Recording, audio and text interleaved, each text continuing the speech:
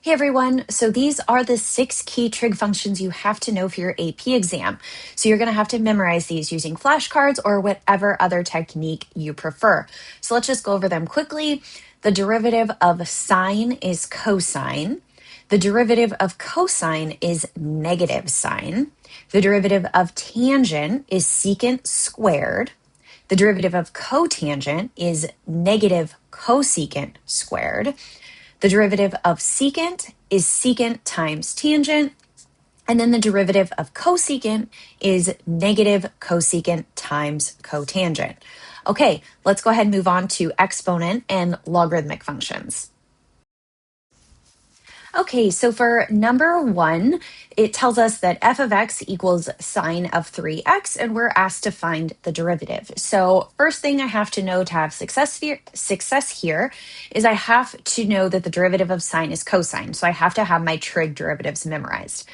Second, I have to be able to identify this as a chain rule problem. So I have to notice that this is a composite function, which is just a function within another outer function.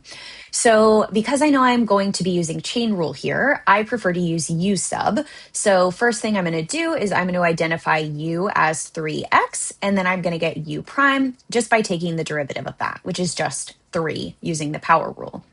Now, I'm going to go ahead and rewrite f in terms of u. So I'm going to write f equals sine of u. Now I'm going to get f prime by taking the derivative of that. So derivative of sine is cosine of u. And now I have to multiply by u prime because of the chain rule. Now I'm going to go ahead and plug all of this back in. So I'm going to get f prime equals cosine of 3x times 3. Or just cleaned up and rewritten, it would be 3 cosine of 3x, which is answer choice B. Okay, in this problem, we have another chain rule problem. So once again, I'm going to start by designating u. So u is sine x, and then u prime, derivative of sine is just cosine of x.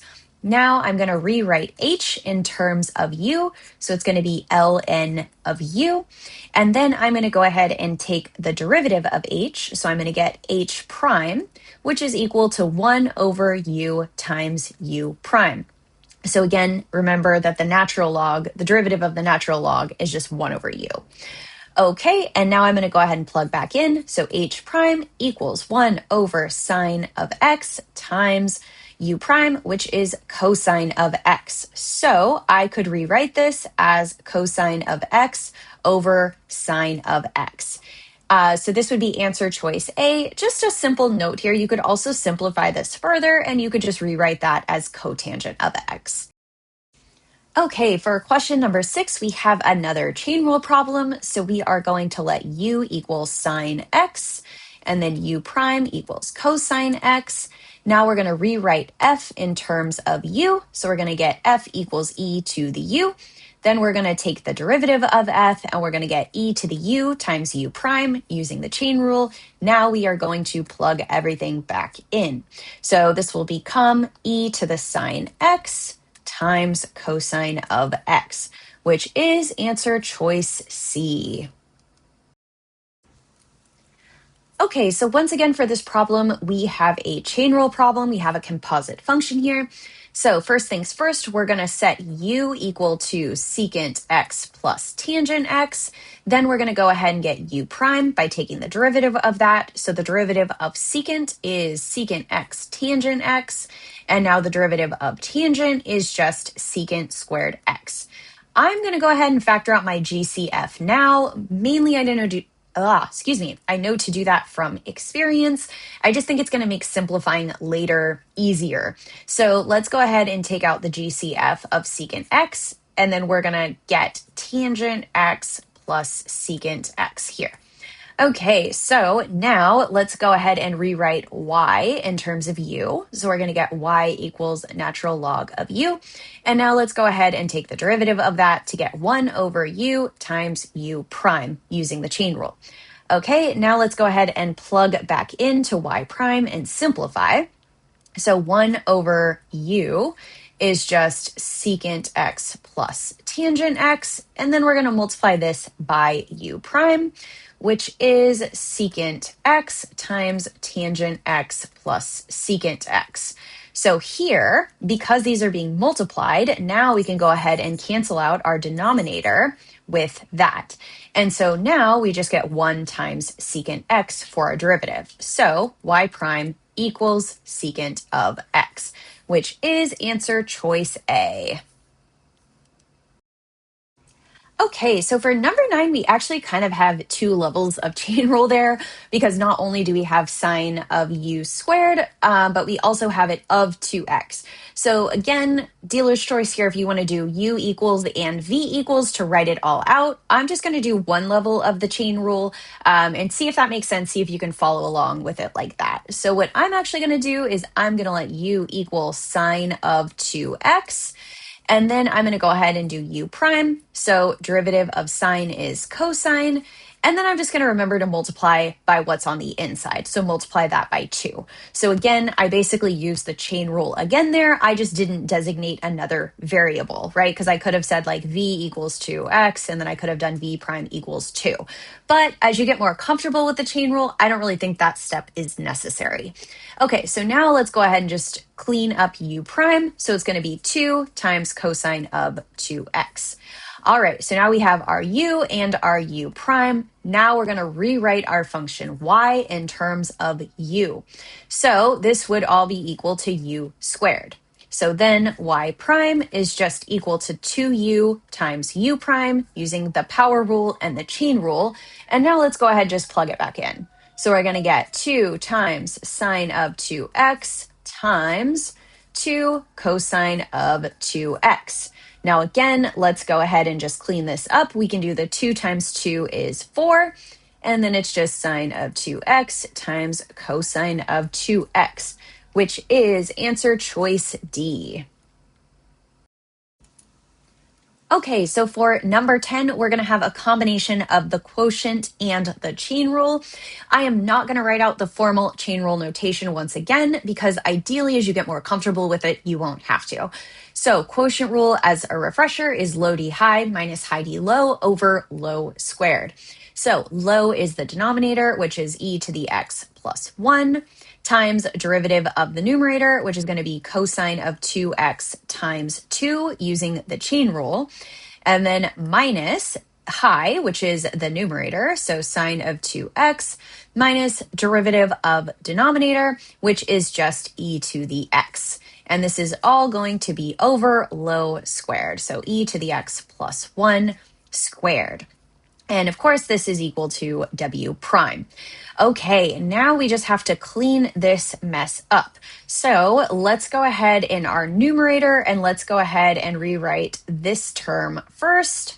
So we're going to have 2 cosine of 2x times e to the x plus 1 minus sine of 2x times e to the x, and that's all over e to the x plus 1 squared. Now let's go ahead and look through our answer choices. I'm immediately eliminating those because the denominator is not correct. And then let's take a look at A and D. Let's see, it looks like it would be answer choice A. Only difference there is they just rewrote these terms in the other order, but of course that is equivalent. All right, let's go ahead and move on. Okay, for number 12, we again have a combination of a trig function and the chain rule. So for part A, we're just going to go ahead and calculate g prime. So we're going to let u equal 5x squared, and then we're going to get u prime equal to 10x. So now let's go ahead and take the derivative of the outer function tangent, which would just give us secant squared of u times u prime. Now let's go ahead and plug back in. We would get secant squared of 5x squared times 10x. Or just cleaning this up a little bit, we would get 10x times secant squared of 5x squared. And this would be your answer for part A. Now for part B, we need to evaluate g prime of 1. So in order to do that, we are going to just plug in 1 everywhere we see x. So 10 times 1 is just 10. And then 1 squared is just 1, and 5 times 1 is 5. So this would be our g prime of 1 value. All right, let's move on.